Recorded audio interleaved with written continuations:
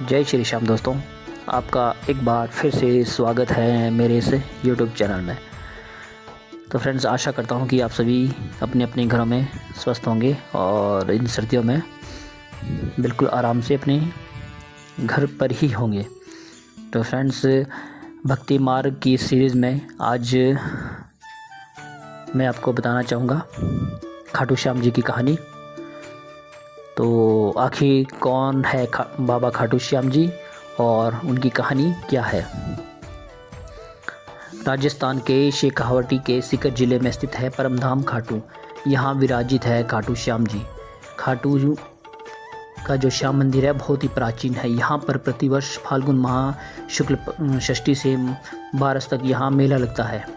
श्याम बाबा की महिमा का बखान करने वाले भक्त राजस्थान या भारत में ही नहीं बल्कि पूरी दुनिया में मौजूद है। तो आओ जानते हैं कि आखिर कौन है खाटू श्याम जी और उनकी कहानी क्या है। तो खाटू श्याम जी भगवान श्री कृष्ण के कलयुगी अवतार माने जाते हैं। भगवान कृष्ण ने उन्हें वरदान दिया था कि कलयुग में श्याम नाम से उन्हें जाना जाएगा। तो महाभारत तो आप सभी ने देखी ही होगी। महाभारत के भीम के पुत्र थे घटोत्कच और घटोत्कच के पुत्र थे बर्बरिक। तो बर्बरिक को ही बाबा खाटू श्याम कहते हैं। इनकी माता का नाम हडिम्बा था। तो बर्बरिक को दुनिया का सबसे श्रेष्ठ धनुर्धारी माना जाता है। मतलब एक नंबर पे, जैसे अगर हम अपने प्राचीन ग्रंथों में देखते हैं भगवान श्री राम थे, तो उसी तरह बर्बरिक भी सर्वश्रेष्ठ धनुर्धारी थे। बर्बरिक के 3 बाण ही काफ़ी थे जिससे वो पूरे कौरव पांडवों की पूरी सेना को समाप्त कर सकते थे। तो मैं आपसे इसकी पूरी कहानी बताता हूँ कि आखिर बाबा खाटू श्याम को ये 3 बाण कहाँ से प्राप्त हुए थे। कहते हैं कि महाभारत काल में जब कौरव पांडवों का युद्ध चल रहा था, तो उससे पहले जब ये घटोत्कच के पुत्र थे बर्बरिक, तो बर्बरिक ने आदि माता की घोर तपस्या की थी। तो उस तपस्या से ही उन्हें प्राप्त हुए थे 3 बाण। तो जब उन 3 बाणों को प्राप्त करने के बाद वो अपनी माता से आशीर्वाद लेने गए, तो उन्होंने कहा कि माते, मैं जाता हूँ अब महाभारत के युद्ध में शामिल होने के लिए। तो उनसे जो माता थी, माता ने ये मान लिया था कि जैसे पांडव तो कम हैं और कौरव तो बहुत सारे हैं, तो उनकी माता ये मतलब उनके मन में ये विचार आया कि हम पांडवों की सेना हार जाएगी और कौरव जीत जाएंगे, क्योंकि वो संख्या में बहुत सारे थे। तो इसीलिए माता ने उन्हें जाने से पहले वचन लिया था कि तुम हे पुत्र, तुम बेशक युद्ध में शामिल होने जाओ, लेकिन तुम सिर्फ हारी हुई मतलब जो सेना हार रही होगी उसी का साथ देना। बस इतना सा उनसे वचन लेके बर्बरिक महाभारत के युद्ध में शामिल होने चल पड़े। तो जब भगवान श्री कृष्ण ने तो ये सब जानते थे, वह अंतर्यामी थे, तो भगवान श्री कृष्ण चिंतित हो गए, क्योंकि भगवान श्री कृष्ण जानते थे कि जो बर्बरिक है इनकी माता ने इनको जो वचन लिया है, तो वो अपने वचन से पीछे हटने वाले नहीं है। तो जब पांडव और कौरवों का युद्ध होगा, तो भगवान श्री कृष्ण थे पांडवों के साइड।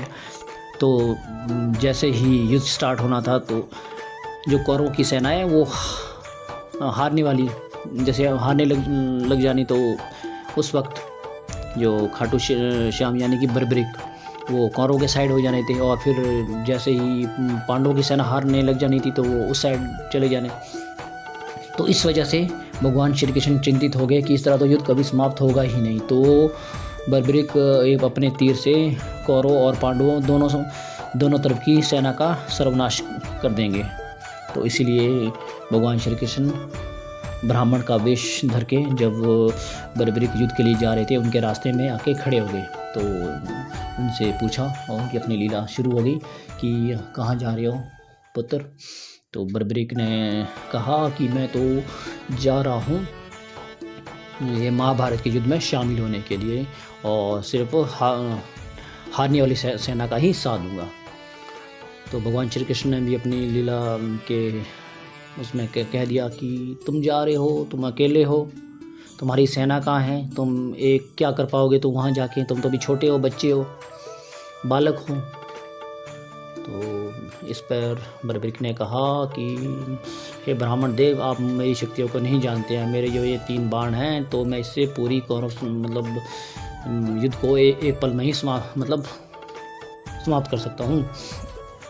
तो इस पर भगवान श्री कृष्ण ने उनसे कह दिया कि अगर तुम इतने ही बलशाली हो तो अपनी शक्ति का नमूना दिखाओ। तो ये सामने देखिए पीपल का पेड़ दिख रहा है, इसके सभी पत्तों को छेद दो। तो इस पे बर्बरीक ने कह दिया कि ठीक है, जो आज्ञा प्रभु। तो उन्होंने अपना तीर चला दिया। जैसे ही उनका तीर निकला तो उन्होंने पीपल के सभी पत्तों को एक ही बाण से छेद दिया। तो इस बीच में भगवान श्री कृष्ण ने एक पत्ता अपने पैर के नीचे छुपा लिया। तो उन्होंने सोचा कि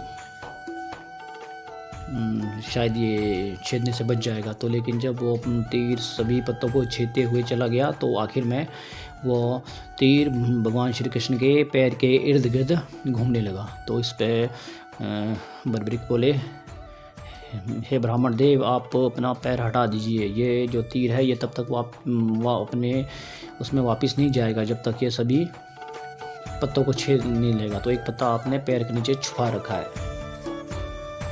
तो इस तरह से भगवान श्री कृष्ण और चिंतित हो गए। तो इस पर जब आखिर में भगवान श्री कृष्ण ने कह दिया कि हे उनसे कहा कि आप मुझे कुछ दान दीजिए बर्बरीक से। तो बर्बरीक ने कहा कि हे ब्राह्मण देव, बताइए कि आपको क्या चाहिए। तो इस पर आखिर श्री कृष्ण भगवान जो ब्राह्मण के वेश में, तो उन्होंने कहा मुझे तुम्हारे शीश का दान चाहिए।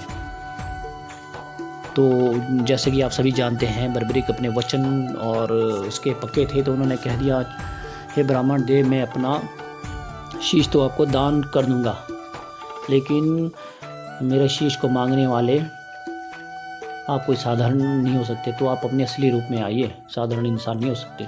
तो आखिर ही भगवान श्री कृष्ण अपने रूप में आए, और जैसे ही आए तो बर्बरीक ने स्वेच्छा से अपना शीश उनको दान उनके चरणों में समर्पित कर दिया।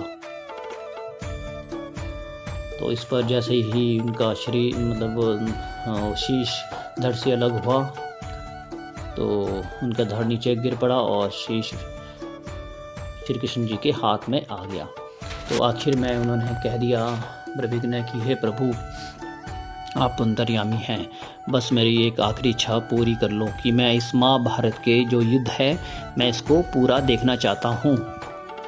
बस इतनी सी कृपा मेरे ऊपर कर दो, उसके बाद मैं अपने लोक में चला जाऊँगा।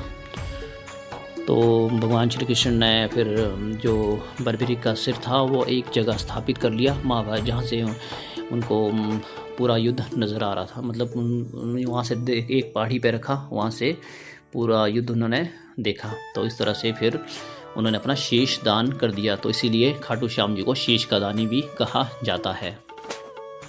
तो आखिर में जब महाभारत का युद्ध समाप्त हुआ तो पांडव जीत गए और कौरव हार गए।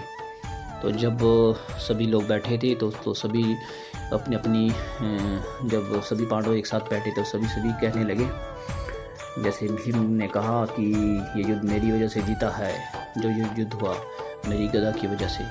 तो अर्जुन ने कहा ये मेरे धनुर्धारी विद्या की वजह से युद्ध जीता। इस तरह से सभी पांडव अपनी अपनी शक्तियों का विखान करने लगे। तो आखिर में जब उन्होंने पूछा, वो सभी भगवान श्री कृष्ण के पास गए। तो उन सभी ने ये भगवान श्री कृष्ण से पूछा, हे करुणानिधि, हे नाथ, आप ही अब इस बात का फैसला कीजिए कि जो ये युद्ध है ये किसकी वजह से हम जीत पाए हैं। आप ही इसका निर्णय कर सकते हैं, क्योंकि आप सारथी रूप में हमारे साथ थे। तो इस बात पर भगवान श्री कृष्ण ने कहा, ये बात मैं भी नहीं बता सकता। ये इस चीज़ का जो नतीजा है वो एक इंसान बता सकता है, वो है बर्बरीक, क्योंकि उसने पूरा युद्ध शुरू से अंत तक देखा है। तो सभी पांडव और भगवान श्री कृष्ण वहाँ चल पड़े जहाँ बर्बरी का सिर रखा हुआ था पहाड़ी पे। तो सभी लोग वहाँ गए और उन्होंने पूछा कि हे पौत्र बताओ, ये युद्ध किसकी वजह से जीता है, आप बताओ, मतलब हम पांडवों में से किसकी वजह से हम ये युद्ध जीत पाए हैं। तो इस पर बर्बरी ने कहा, मैंने पूरे युद्ध को देखा शुरू से अंत तक, मुझे तो बस वहाँ श्री कृष्ण भगवान का सुदर्शन चक्र ही नज़र आ रहा था, और पूरी सेना में, मतलब पूरी युद्ध में कहीं भी मुझे वही नज़र आ रहा था। यानी कि ये पूरा युद्ध भगवान श्री कृष्ण के सुदर्शन ने मतलब की वजह से जीता है, यानी कि भगवान श्री कृष्ण ने ही ये युद्ध जीता है। तो इस पर सभी पांडवों को एहसास हो गया और उन सब ने भगवान श्री कृष्ण से माफ़ी मांगी कि हम लोग अभिमानी हो गए थे, तो हमें क्षमा कीजिए, ये सब आपकी ही लीला के कारण हुआ है। तो आखिर में जब इसका अंत होता है तो श्री कृष्ण जब क्या कहते हैं बर्बरीक जाने, मतलब अपने लोक में जाने लगे, तो भगवान श्री कृष्ण ने कहा, हे पुत्र, तुमने जो इतना बड़ा दान दिया है, अपने शीश का दान दिया है, तो इसके बदले मैं तुम्हें अपना नाम देता हूँ। यानी कि तुम आज के बाद बर्बरीक नहीं हो, आज के बाद तुम श्याम नाम से जाने जाओगे। और कलयुग में जो भी तुम्हारी पूजा करेगा वह सभी प्रकार के पापों से, मतलब सभी उनके मुक्ति मिल जाएगी उसे। तो इसलिए उस दिन भगवान श्री कृष्ण ने बर्बरी को अपना नाम दिया और तब से उन्हें श्याम नाम से जाने जाना लगा। मतलब इस कहानी का जो ये निकलता निष्कर्ष कि जो बर्बरी थे वो श्री कृष्ण के ही अवतार है, यानी कि कलयुग की अवतार है। तो कलयुग में जो भी श्री कृष्ण जो खाटू मतलब श्याम यानी कि उनकी पूजा करेगा तो वो श्री कृष्ण को ही प्राप्त होगी। तो आप चाहे खाटू श्याम जी में जाओ या कहीं भी जाओ, तो आखिर वो श्याम ही है, श्याम ही है, मतलब श्री कृष्ण का रूप ही खाटू श्याम है। तो ये थी खाटू श्याम की बारे में थोड़ी सी जानकारी। आपको अच्छी लगी हो तो ज़रूर हमारे वीडियो को लाइक कीजिए और वीडियो को शेयर भी ज़रूर कीजिएगा। तो इसीलिए बाबा खाटू श्याम को हारे का सहारा भी कहते हैं, क्योंकि उन्होंने ये सौगंध ली है महाभारत काल में कि मैं हारने वाले का साथ लूँगा। तो वो आज भी निभा रहे हैं। तो आज भी उनका नाम लेके जो भी उनकी शरण में जाता है तो वो हारने वाले को ज़रूर जीत दिलाते हैं और वो श्री कृष्ण को ही प्राप्त होता है। तो इसलिए भगवान श्री कृष्ण की शरण में जाना है तो खाटू श्याम की शरण में जाइए और उनका आशीर्वाद प्राप्त कीजिए। जय श्री श्याम, जय श्री श्याम। और फ्रेंड्स, मेरे इस यूट्यूब चैनल को ज़रूर सब्सक्राइब कीजिए और लाइक एंड शेयर भी ज़रूर कीजिए। तो वैसे मैं इस चैनल पे आपके लिए गौ माता की वीडियो भी लेके आता ही हूँ बीच बीच में। तो आप हमारी गौशाला में, गौ सेवा में हमारी मदद ज़रूर करें, क्योंकि हमें हमेशा ही रहती है ज़रूरत अपनी गौ माता के लिए, चारे और चोकर फीड इत्यादि के लिए। तो किसी भी रूप में आप हमारी मदद कर सकते हैं। तो फ्रेंड, ज़रूर हमारे चैनल को सब्सक्राइब कीजिए और वीडियो पे बने रहिए। मिलते हैं अगली वीडियो में, तब तक जय माता दी, जय श्री श्याम।